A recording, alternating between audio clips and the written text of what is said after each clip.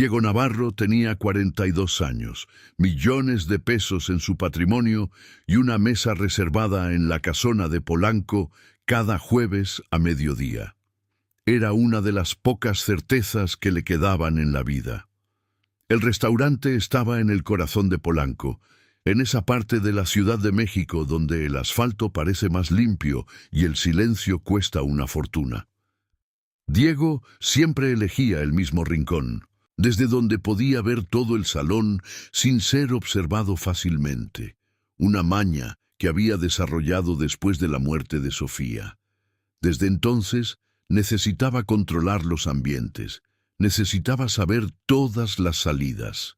Ese día, mientras cortaba mecánicamente un medallón de filete que había pedido sin hambre, sus ojos cafés se fijaban en un punto indefinido más allá de los ventanales. 2 años. Los años desde la noche en que recibió la llamada en Monterrey. Estaba en la capital de Nuevo León para cerrar un contrato con un fondo de inversión del gobierno. Era un jueves de octubre y la Ciudad de México había quedado atrás esa mañana, como siempre, cuando viajaba por trabajo, sin ceremonias, sin despedidas formales. Sofía se había quedado en casa. Dijo que estaba cansada, que iba a leer un poco y a dormirse temprano. Diego le había dado un beso rápido en el pasillo de la mansión y le prometió que volvería el viernes por la tarde. No volvió el viernes. Volvió en la madrugada del jueves para el viernes en un vuelo privado que consiguió de urgencia. Después de contestar el teléfono en el cuarto del hotel, recordaba con una precisión dolorosa el número que apareció en la pantalla del celular, el nombre del comandante, la voz cansada del otro lado de la línea, diciendo que había ocurrido un incendio en la mansión de Bosques de las Lomas, que la señora Sofía Navarro no había sobrevivido. Recordaba el vuelo de regreso, recordaba cada segundo de aquel trayecto de 1 hora y media que pareció durar una vida entera. Recordaba llegar a la mansión todavía humeante, los bomberos guardando su equipo, el humo oscuro dibujando espirales en el cielo de la madrugada. Recordaba sentarse en la banqueta y no poder levantarse por mucho tiempo. Un bombero se le había acercado para ofrecerle agua. Diego había mirado el vaso sin poder tomarlo. Los peritos dijeron que había sido un cortocircuito. El sistema eléctrico era nuevo. Las alarmas no funcionaron. Sofía siempre había sido extremadamente cuidadosa. Diego nunca lo creyó. Había contratado a 3 agencias de investigación diferentes en los 2 años siguientes. Ninguna encontró nada que contradijera la conclusión oficial. El caso había sido archivado. La vida había seguido, o fingido seguir, mientras Diego almorzaba solo cada jueves en el mismo restaurante y miraba hacia el punto más allá de los ventanales.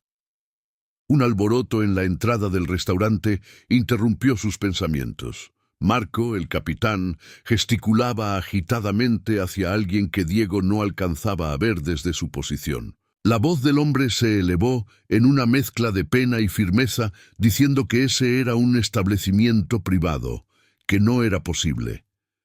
Diego movió ligeramente la silla para ver mejor. Era una niña. No podía tener más de 6 años a primera vista. Llevaba un vestido de manta deslavado y una sudadera gris que había visto días mucho mejores. El cabello castaño estaba enredado, lleno de nudos, con pequeñas ramitas atoradas en los mechones como si hubiera dormido a la intemperie. Calzaba un par de huaraches de plástico, de esos que se compran en el tianguis, del número equivocado, un número más grande de lo necesario, pero eran los ojos los que detenían a cualquiera que la mirara con atención. Grandes, negros, extraordinariamente vivos para alguien de su edad. Lo que Diego no sabía en ese instante, lo que solo entendería más tarde, es que la niña lo había estado observando por casi 10 minutos antes de entrar. Estaba afuera, recargada en la reja de la banqueta, mirando por la ventana del restaurante con esa atención metódica que había aprendido a usar como herramienta de supervivencia. Observaba su postura, la manera en que sostenía el tenedor, Si miraba a los demás o se quedaba encerrado en su propio mundo.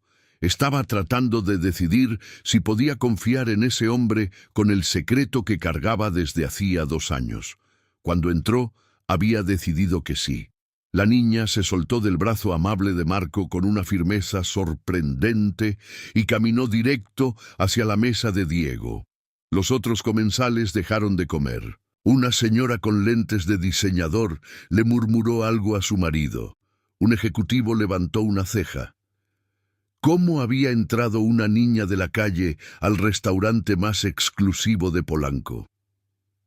Se detuvo frente a la mesa de Diego. Las manos pequeñas y sucias se apoyaron en el borde del mantel blanco impecable. Había algo familiar en esa niña, aunque Diego estaba absolutamente seguro de que nunca la había visto. Una sensación extraña, como un déjà vu, que no pudo identificar en ese momento. ¿Cómo te llamas?, preguntó él, más por instinto que por curiosidad. Valentina, respondió ella con una voz sorprendentemente firme. Y sé muy bien quién es usted. Diego Navarro, dueño del grupo hotelero Navarro, el hombre más rico de la Ciudad de México. Diego arqueó una ceja. ¿Cómo una niña de la calle sabía su nombre? ¿Qué quieres aquí, Valentina? La niña miró el plato aún a medio comer. Luego lo miró a él. Quiero hacer un trato, dijo. Las sobras de su plato por un secreto que va a cambiarle la vida. Diego estaba a punto de sonreír ante lo que parecía ser la petición inocente de una niña con hambre, cuando Valentina añadió algo que le heló la sangre en las venas. Yo sé quién mató a su esposa hace 2 años. El silencio que cayó sobre la mesa fue ensordecedor. Diego sintió que el mundo se detenía a su alrededor. ¿Cómo podía saber esa niña de Sofía? Y sobre todo, ¿cómo podía estar tan segura de que no había sido un accidente? Valentina lo miró directamente a los ojos y Diego vio una madurez que lo asustó. No era la madurez forzada de los niños que crecen demasiado rápido por necesidad. Era otra cosa, era peso. Yo sé todo sobre el incendio, dijo con una calma perturbadora. Sé que no fue un accidente y sé quién lo hizo. Diego apenas pudo preguntar cómo lo sabía. Valentina miró el plato, luego a él de nuevo. Primero quiero comer. No he comido en 3 días. Diego no dudó. Le hizo una seña a Marco y pidió un segundo plato idéntico, pero Valentina negó con la cabeza. Quiero el suyo. Las sobras. Es importante. Sin entender por qué, pero sintiendo que había algo más que un capricho en esa petición, Diego empujó el plato hacia la niña. Valentina comió con un hambre que dolía ver. No era el hambre de quien se saltó la comida, era el hambre de quien había olvidado cómo se sentía tener el estómago lleno. Pero sus ojos nunca dejaron los de Diego. Comía y observaba, evaluaba. Cuando terminó, se limpió la boca con la servilleta de lino, dejando una marca discreta en la tela. Luego, comenzó a hablar con una voz que parecía pertenecer a alguien mucho mayor que ella. Hace 2 años, la noche del incendio, yo estaba escondida en el parque cerca de la mansión. Llevaba varios días durmiendo ahí. Vi a alguien entrar a su casa un poco antes de que empezara el fuego. Una figura con una sudadera oscura con capucha que conocía los códigos de seguridad. Diego sintió que el mundo le daba vueltas. ¿Viste quién era? Valentina asintió lentamente. Cuando usted sepa quién es, va a entender por qué también intentaron matarme a mí. Diego miraba a la niña sentada frente a él y se daba cuenta de que cada una de sus certezas se estaba derrumbando. Valentina no parecía una niña normal. Había algo ancestral en sus ojos, una sabiduría que no debería pertenecer a nadie de su edad. ¿Quién intentó matarte?, preguntó. Valentina miró nerviosamente a su alrededor, luego bajó la voz. Las mismas personas que mataron a su esposa saben que lo vi todo esa noche. Diego notó algo que lo golpeó. Parecía más pequeña de lo que debería para la edad que aparentaba. «¿Cuántos años tienes, Valentina?» «9», respondió. «Me veo más chica porque no he comido bien en meses». El golpe en el estómago de Diego fue devastador. Esa niña había vivido en la calle, escondiéndose, sobreviviendo de milagro, todo porque había presenciado el asesinato de su esposa. «Antes de decirle el nombre», dijo Valentina, «necesito saber si puedo confiar en usted. Cuando sepa la verdad, va a tener que elegir. Puede hacerme desaparecer y fingir que esta plática nunca pasó, o puede ayudarme a conseguir justicia, pero sepa que, si elige la justicia, su vida también estará en peligro». Diego sintió que estaba a punto de cruzar un umbral sin retorno. ¿Por qué estaría en peligro? Porque el asesino de su esposa es alguien en quien usted confía, alguien a quien usted ve seguido, alguien que tiene acceso a su vida. Cuéntamelo todo. Valentina respiró hondo y reveló el nombre. Arturo Villalobos. Diego sintió que el mundo se le venía encima. Arturo Villalobos era su hermano de toda la vida, no de sangre, pero sí de corazón. Habían crecido juntos en Iztapalapa, en el oriente de la ciudad, en un barrio donde el dinero se contaba con cuidado y los sueños tenían que ser grandes para sobrevivir a la dureza de la realidad. Habían construido el grupo hotelero juntos, desde cero, con años de trabajo y sacrificio. Era Arturo quien había estado a su lado después de la muerte de Sofía, quien le había sostenido la mano en los momentos más oscuros, quien le había dicho que todo estaría bien. «Es imposible», dijo Diego, la voz saliéndole más débil de lo que pretendía. Arturo tenía una coartada esa noche. Estaba en una cena de beneficencia. Valentina negó con la cabeza. La cena terminó a las 10 de la noche. El incendio empezó a la medianoche. Yo lo vi todo. Arturo entró con su llave, desactivó las alarmas con el código que conocía, regó gasolina en puntos estratégicos y prendió el fuego. Diego se quedó mudo por largos segundos. ¿Por qué lo haría? Porque su esposa había descubierto algo que podía mandar a Arturo a la cárcel por el resto de su vida. Sofía descubrió que estaba lavando dinero para un cártel a través de los hoteles. Había encontrado las cuentas en paraísos fiscales. Había reunido pruebas completas de la traición. Diego cerró los ojos por un instante. Recordó las últimas semanas de Sofía, nerviosa, preocupada. Le había dicho que necesitaban hablar de algo importante, pero que primero quería estar absolutamente segura. Él había pensado que era algo relacionado con su familia en Puebla. No la había presionado. Nunca la había presionado. «Yo sé esos detalles», dijo Valentina con la voz ligeramente más baja, «por una razón que lo va a sorprender mucho». Hizo una pausa. «Sofía era mi mamá». Diego sintió que el aire había sido succionado del restaurante. Miró el rostro de Valentina con ojos nuevos y de repente vio lo que debería haber notado desde el primer instante. Esos ojos negros eran idénticos a los de Sofía. La forma de la cara, la nariz delicada, la manera de inclinar ligeramente la cabeza cuando estaba pensando. «Eso es imposible», dijo, la voz casi un susurro. Sofía no podía tener hijos. Los doctores siempre lo dijeron.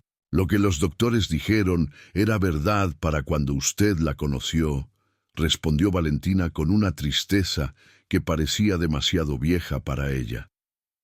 Pero lo que Sofía no le contó es que ella ya me había tenido antes de casarse. Tenía 20 años cuando nací. Me crió en secreto durante años, diciéndole a todo el mundo que era mi tía. Cuando se iba a casar con usted, tuvo que elegir. Diego sintió que el corazón se le partía cuando entendió. Sofía lo había elegido a él. «Mi mamá lo amaba a usted», dijo Valentina, «pero sabía que revelar la existencia de una hija podría arruinarlo todo. Ella era joven, sin dinero, y usted ya era famoso. Después de que se casaron, me fui a vivir con mi abuela Elvira, en Ecatepec. Los fines de semana, Sofía aparecía. Traía gorditas de nata que compraba en un puestito de camino. Se sentaba en la cocinita de la abuela Elvira y se quedaba horas platicando, riendo, ayudándome con la tarea. Eran los días más felices de mi vida.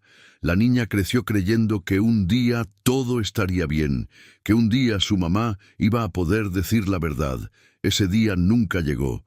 Cuando Sofía murió, mi abuela Elvira se puso muy enferma. Murió 6 meses después, de pura tristeza. Me dejó completamente sola. Diego se dio cuenta con una claridad brutal de que, mientras él lloraba la pérdida de su esposa en la comodidad de la mansión remodelada, la hija de Sofía dormía en parques y se alimentaba de lo que encontraba. ¿Por qué no viniste a mí antes? Porque Arturo me estaba buscando. La noche del incendio, después de matar a Sofía, vio mi silueta en el parque. Sabía que había un testigo, contrató gente para encontrarme. Estuve meses escondiéndome. Valentina metió la mano por debajo de la sudadera y sacó una pequeña memoria USB de color gris. Todo está aquí: cuentas bancarias, transferencias, grabaciones de las llamadas de Arturo con los narcos. Sofía me la dio la mañana antes de morir. Me dijo que la guardara con mi vida. Diego tomó la memoria con manos temblorosas. En ese objeto pequeño y gastado estaba la prueba de la inocencia de Sofía y la culpa de Arturo. ¿Por qué no la llevaste a la policía? Valentina soltó una risa sin humor, breve y amarga. ¿Quién me iba a creer? Una niña de la calle contra uno de los empresarios más poderosos de México. Arturo tiene comprada a media ciudad, incluyendo a los ministerios públicos y las delegaciones. Lo miró con esos ojos que parecían saberlo todo. Ahora usted sabe la verdad y tiene que tomar una decisión. Puede tomar estas pruebas, destruir a Arturo y vengar a Sofía. Pero si lo hace, va a tener que cuidarme. Ya no tengo a nadie más. Diego miró a esa niña valiente que había sobrevivido meses en la calle, protegiendo lo único que podía hacerle justicia a su propia madre. Era la hija de Sofía. Eso la convertía en la persona más importante de su vida. Nunca más vas a estar sola, le prometió. Por primera vez desde que había entrado al restaurante, Valentina sonrió, y en esa sonrisa Diego vio a Sofía, viva y presente en su hija. Pero Valentina aún tenía un último detalle que revelar, y era aterrador. Arturo planea matarlo a usted. Descubrió que estaba investigando demasiado la muerte de Sofía y cree que se está acercando a la verdad. La próxima semana, durante la junta del viernes con los inversionistas árabes, organizó un accidente. Diego se dio cuenta de que cada uno de sus movimientos había sido observado. Cada búsqueda informada a Arturo. Su hermano del alma ya lo traicionaba incluso antes de que él descubriera la verdad. En los 3 días que siguieron al encuentro en la casona, Diego transformó por completo su rutina.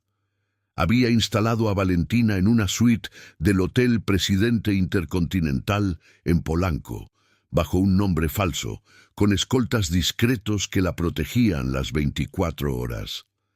En los primeros momentos en el cuarto, Valentina se quedó parada en la puerta del baño mirando la regadera como si no supiera bien qué hacer. Diego entendió sin que ella necesitara decir nada. Salió de la habitación con calma y esperó afuera. Cuando Valentina salió 20 minutos después, con el pelo mojado y la cara sonrosada por el calor del agua, había algo diferente en sus ojos. No era alegría, era alivio. El tipo de alivio que solo aparece cuando alguien suelta un peso que ha cargado por demasiado tiempo. Esa misma tarde, Valentina sacó de dentro de su sudadera un cuaderno escolar gastado con la portada pegada con cinta adhesiva. Se lo mostró a Diego sin ceremonias. Dentro había fechas, horarios, descripciones de vehículos, nombres de personas que entraban y salían de una dirección específica. Había bocetos de planos de edificios, dibujados a lápiz, con una precisión sorprendente. Había una cronología completa de las actividades de Arturo en los últimos 8 meses. Diego hojeó las páginas en silencio. ¿Hiciste todo esto sola? Aprendí a observar, respondió Valentina con sencillez. En la calle el que no observa no sobrevive.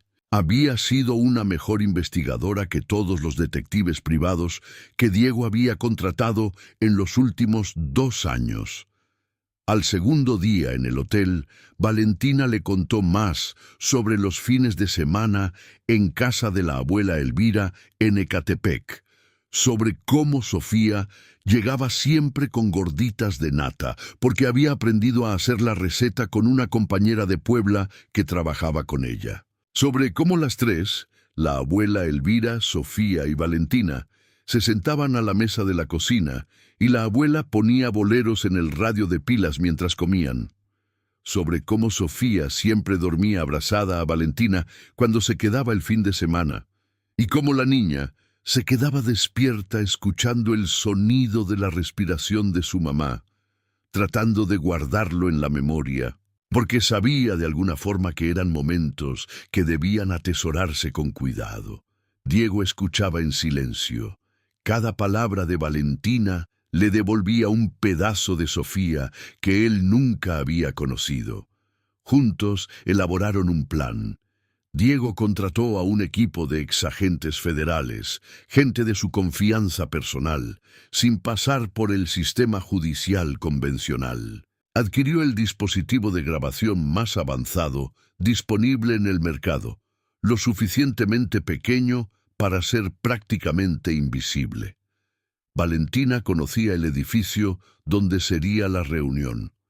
Había levantado el plano durante su vigilancia de los meses anteriores y había identificado una ruta por el sistema de ventilación que permitía moverse entre pisos sin ser vista.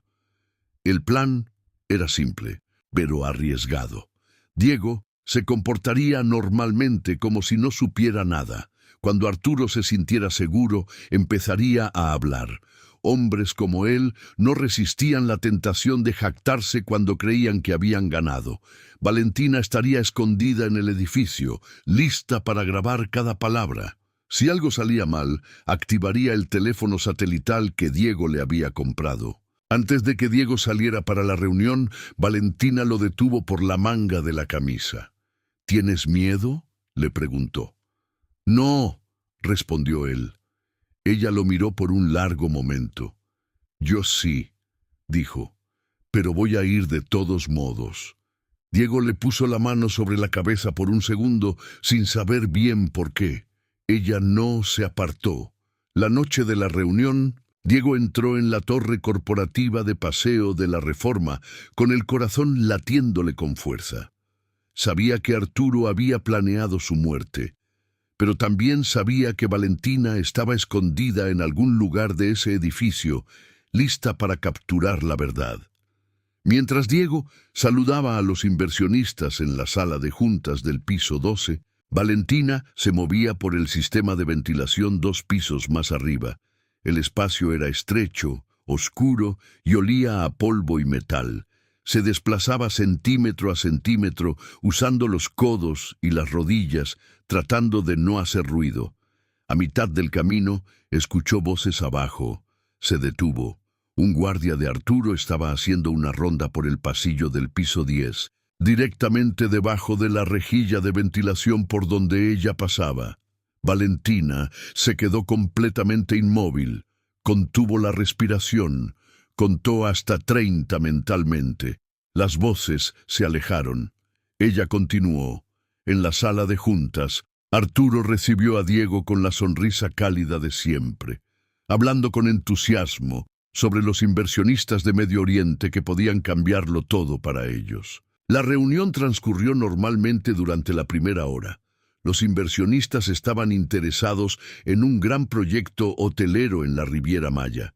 Las cifras eran impresionantes, pero Diego notaba cómo Arturo no dejaba de mirar el reloj. A las 10:30, Arturo se levantó disculpándose por una llamada importante.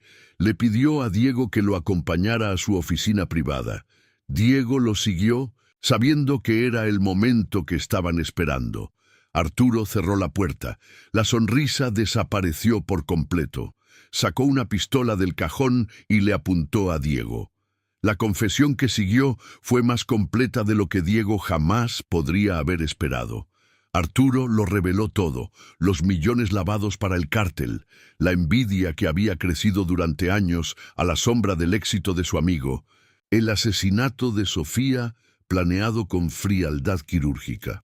Describió con detalles helados cómo había entrado en la mansión esa noche, cómo había desactivado las alarmas, cómo había regado la gasolina en puntos que harían que el incendio pareciera un cortocircuito.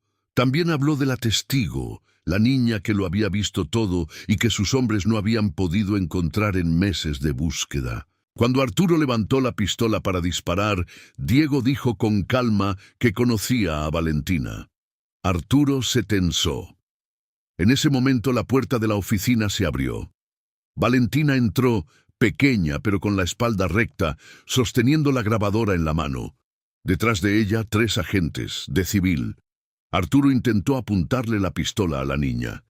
Diego fue más rápido. Se lanzó sobre su amigo traidor mientras los agentes intervenían para inmovilizarlo. Arturo gritaba insultos y amenazas mientras se lo llevaban esposado, prometiendo que sus socios del cártel se encargarían de Diego. Diego no le prestó atención. Por primera vez en 2 años, sentía que Sofía podría finalmente descansar en paz. Meses después del arresto de Arturo Villalobos, Diego se encontraba en el juzgado del Reclusorio Norte para escuchar la lectura de la sentencia. A su lado estaba Valentina, elegante con un vestido azul marino que Diego le había comprado para la ocasión. La niña le apretaba la mano con fuerza. Los dos esperaban la justicia que habían buscado durante tanto tiempo. El juicio había sido un evento de repercusión nacional. Las grabaciones de Valentina proporcionaron pruebas irrefutables y las investigaciones posteriores revelaron una red de corrupción que se extendía mucho más allá de lo que cualquiera de ellos había imaginado.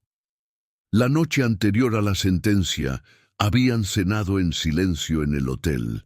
Valentina jugaba con la comida sin comer, lo cual era raro. Diego esperó. «¿Y si no me creen?», preguntó ella finalmente. «Te creyeron», respondió él. «Testificaste muy bien. Pero, ¿y si no es suficiente?». Diego la miró. «Fue suficiente, Valentina. Y aunque no lo fuera, lo que hiciste no se puede deshacer. Sacaste la verdad a la luz. Eso ya es muchísimo». Ella asintió despacio. Luego volvió a jugar con la comida. Diego pensó en decir algo más, pero el silencio entre ellos ya había aprendido a ser cómodo y supo reconocer que era hora de dejarlo ocupar su espacio.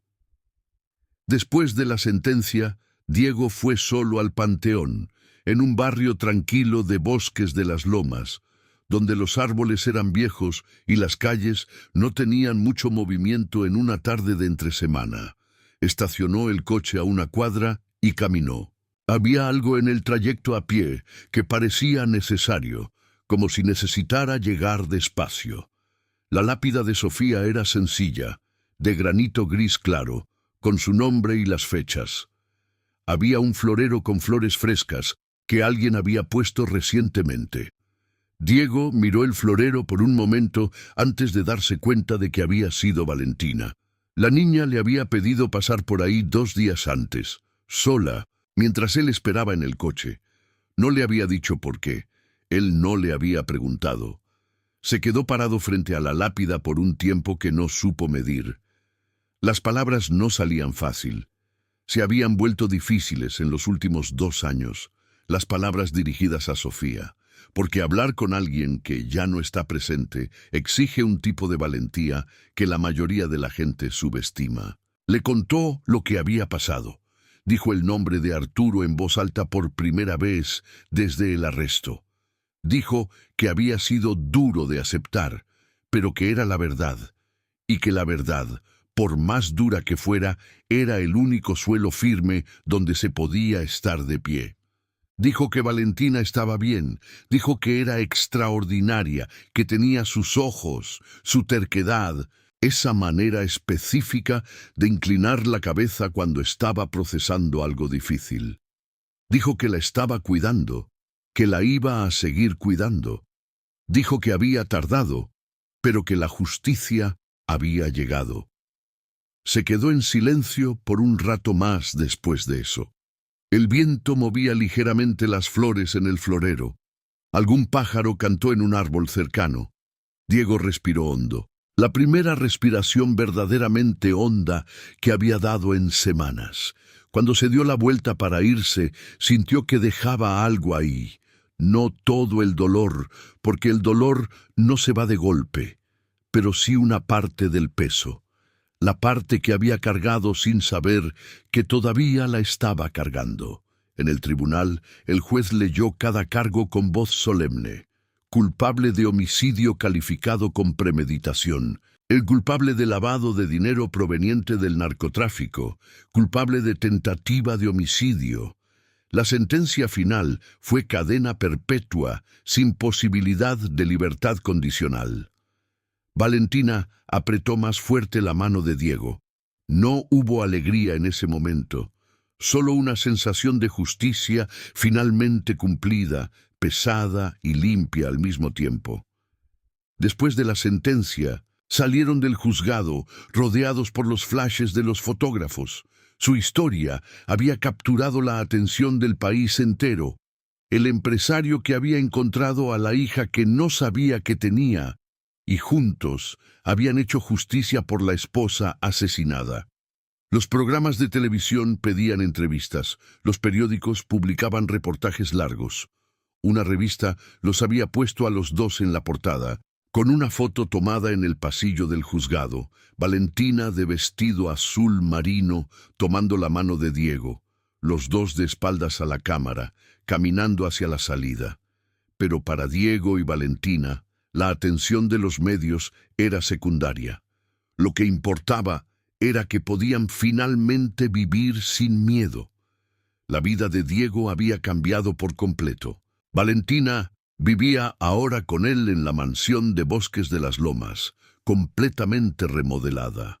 Habían transformado uno de los cuartos en la suite de Valentina, decorándola con fotos de Sofía que la niña había guardado celosamente durante meses de vida en las calles. Eran imágenes sencillas, la mayoría fotos de bolsillo que la abuela Elvira le había mandado a Sofía a lo largo de los años. Sofía sonriendo en la puerta de la casa en Ecatepec, Sofía y Valentina en la plaza, Valentina, todavía pequeña, comiendo un helado, Sofía con un libro en el regazo, mirando por la ventana. Cada noche, antes de dormir, Valentina le contaba a Diego historias sobre la madre que él nunca había escuchado, sobre cómo Sofía cantaba bajito mientras cocinaba, sobre cómo se reía a carcajadas cuando la abuela Elvira contaba chistes malos, sobre cómo lloraba viendo la telenovela y fingía que no estaba llorando. Diego escuchaba todo con atención. Cada historia era un regalo, y había algo extraño y hermoso en ello. Él había amado a Sofía por años sin conocer esa versión de ella, la versión de la hija, la versión de la cocina con boleros en el radio, la versión que fingía no estar llorando con la telenovela. A través de Valentina estaba conociendo a una Sofía que nunca había llegado a ver, y eso dolía y sanaba al mismo tiempo, de la manera en que solo las cosas verdaderas pueden hacerlo. Valentina asistía al colegio de la ciudad y había demostrado ser una alumna brillante, con un talento especial para las ciencias y los idiomas. Los profesores comentaban sobre su inusual concentración, sobre cómo absorbía el contenido con una velocidad que sorprendía. Diego sabía que esa concentración había sido pulida durante meses en la calle, donde observar bien era la diferencia entre estar a salvo y no estarlo. En los primeros meses en la escuela, Valentina había llegado a casa con el cuaderno de matemáticas con una calificación de 9,5, y había mirado a Diego como si esperara una reacción. Él le había dicho que estaba orgulloso. Ella se había quedado callada por un momento y luego le preguntó si iba a poner la calificación en el refrigerador. Diego no había entendido. Valentina le explicó que en casa de la abuela Elvira, cuando sacaba una buena nota, la abuela pegaba el papel en el refri con un imán de la kermés del pueblo. Al día siguiente, Diego había comprado un imán de kermés y había pegado el examen de matemáticas en el refrigerador de la mansión. Valentina se había reído. Era la primera vez que él la oía reír de esa manera, a carcajadas, sin preocupación, completamente a gusto.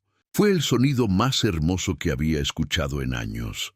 Una noche, mientras Diego la arropaba, Valentina le hizo una pregunta que le llenó el corazón de una manera que no esperaba. ¿Te puedo decir, papá? Diego sintió que le ardían los ojos. Nada en el mundo me haría más feliz, dijo. Desde esa noche Valentina siempre lo llamó papá. Y Diego nunca se cansaba de escuchar esa palabra pronunciada con tanto amor por esa voz. Habían tomado otra decisión importante: transformar la mitad de la fortuna de Diego en una fundación para niños en situación de calle, dedicada a la memoria de Sofía. La idea había surgido de Valentina una tarde en que los dos pasaban en coche por una plaza en el oriente de la ciudad, y ella había visto a un grupo de niños durmiendo debajo de un árbol. Se había quedado en silencio por un buen rato después de eso. Luego había dicho, sin mirarlo, que había muchos niños como ella por ahí, que la mayoría no tenía un Diego que entrara a un restaurante. La Fundación Sofía Navarro había comenzado sus actividades ayudando a cientos de niños en la Ciudad de México. Valentina participaba activamente en los eventos de la fundación, contando su historia para inspirar a otros niños a no perder la esperanza. En uno de esos eventos dijo algo que se quedó grabado en todos los presentes. A veces las familias se pierden. Pero si no dejas de creer en el amor, las familias siempre se reencuentran. Al mes siguiente, Diego adoptó oficialmente a Valentina en una ceremonia en el juzgado. Mientras el juez pronunciaba las palabras que los convertían legalmente en padre e hija, Diego sintió la presencia de Sofía más fuerte de lo que la había sentido en años. Valentina había querido llevar una foto de Sofía a la ceremonia. Dijo que ella también debía estar presente en ese momento importante. El juez, conmovido por la historia que había seguido en los periódicos, había permitido que la foto permaneciera sobre la mesa durante todo el procedimiento. Era la foto de la plaza. Valentina pequeña comiendo un helado. Sofía a su lado con esa sonrisa que Diego reconocía. La sonrisa que ponía cuando estaba verdaderamente feliz, sin ninguna preocupación detrás. Un año después de su primer encuentro en La Casona, Diego y Valentina volvían al restaurante con frecuencia. Marco siempre los recibía con una amplia sonrisa, todavía maravillado por la transformación que había presenciado. El hombre que antes almorzaba solo, silencioso y triste en el rincón reservado, ahora se reía con su hija mientras ella le contaba las aventuras de la semana en la escuela. Una vez, Marco se había acercado y en voz baja le había dicho a Diego que esa mesa nunca había sido tan bien utilizada. Una noche de sábado, estaban cenando en la terraza de la mansión en Bosques de las Lomas. El cielo de la ciudad estaba despejado, lo cual era raro, y desde donde estaban podían ver las luces de la metrópoli a lo lejos, una mancha naranja y blanca en el horizonte. Luna, la Golden Retriever que Diego le había regalado a Valentina, dormía debajo de la mesa con la cabeza apoyada en el pie de la niña. La perrita había llegado un sábado por la mañana dentro de una caja con un moño, y Valentina se había quedado en silencio por casi un minuto entero, mirando a la cachorrita antes de agacharse despacio y dejar que el animal le lamiera la cara. Luego había mirado a Diego con los ojos brillantes y le había dicho muy seria: «Va a necesitar un buen nombre». Habían tardado 3 días en elegir Luna. En esa terraza, esa noche, con la cena casi terminada y la ciudad brillando al fondo, Valentina levantó los ojos del plato y miró a Diego. Sonrió. En esa sonrisa, Diego vio a Sofía, vio el amor, vio el futuro que siempre había deseado, sin saber que era eso lo que quería. La niña que había entrado a un restaurante pidiendo las sobras de un plato a cambio de un secreto, le había dado mucho más de lo que él jamás podría haber imaginado. Le había devuelto la familia, la felicidad y la certeza de que el amor verdadero no muere. Se transforma y siempre encuentra el camino de regreso a casa. Si esta historia te conmovió, déjale un like y suscríbete al canal para no perderte las que vienen. Cuéntame aquí en los comentarios qué momento te llegó más. Y si crees que la familia se elige y no es solo de sangre, compártelo con alguien que necesite escucharlo hoy. Deja tu comentario con tu nombre y desde qué ciudad nos estás viendo. Tu participación es súper importante para mí. Gracias por acompañarme y nos vemos en la próxima.